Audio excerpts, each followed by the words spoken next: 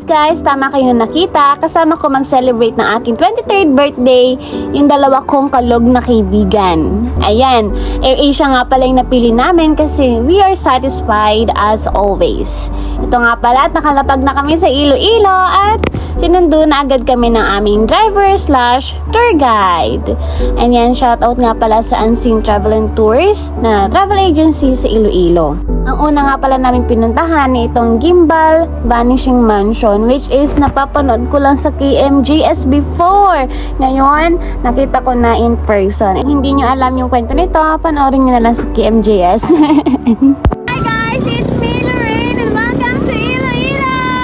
After nga ng Gimbal Old Bridge, is pumunta na kami dito sa Gimbal Church, which is sobrang ganda niya and talagang heritage talaga siya dito sa Iloilo. Ito nga pala yung details ng structures niya and ito naman yung details sa loob. Sobrang ganda, peaceful. Talagang mapapatahimik ka within 5 minutes.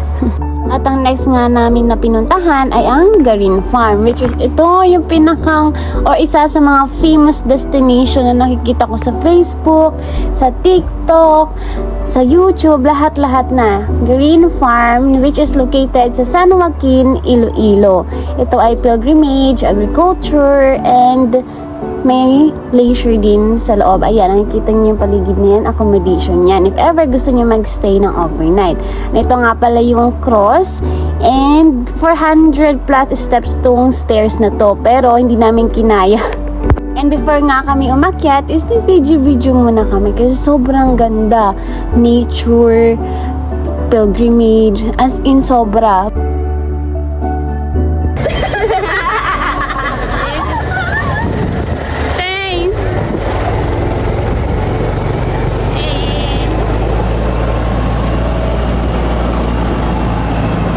Dito nga ni ay choice nyo kung maglalakad kayo sa 400 plus stairs or sasakay kayo dito sa golf tricycle. Hindi ko alam kung anong tawag dyan pero golf tricycle na lang. Let's go!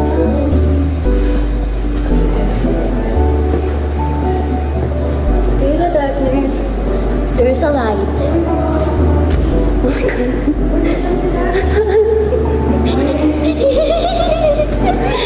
God!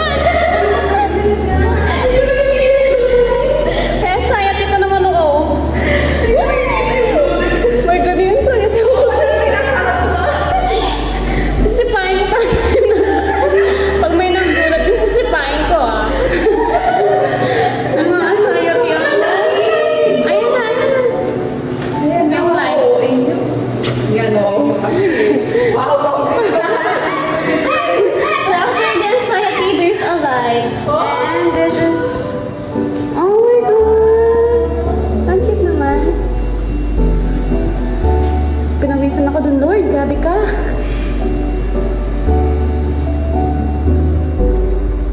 Ay, ang ganda.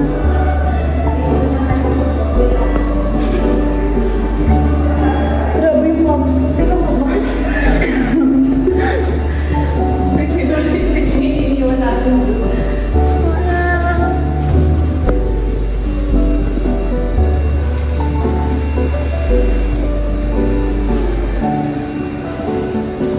Welcome to Garin Park. Oh my God. Oh my God. Finally. Dati sa ano ko lang itong nakikita sa Facebook. Uy, ang ganda kasi walang tao. Ang ganda. Dito pala yun. Maganda nga walang tao eh. Hallelujah. Nilaro.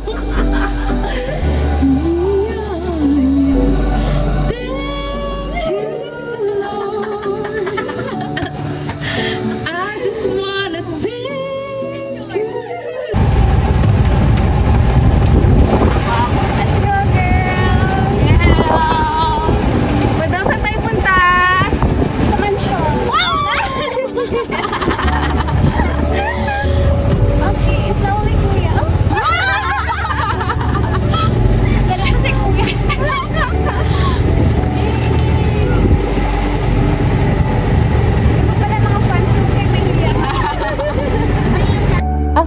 guys ng Green Farm ay napadaan kami dito sa part na to, which is ang ganda magpicture, lalo na sa personal.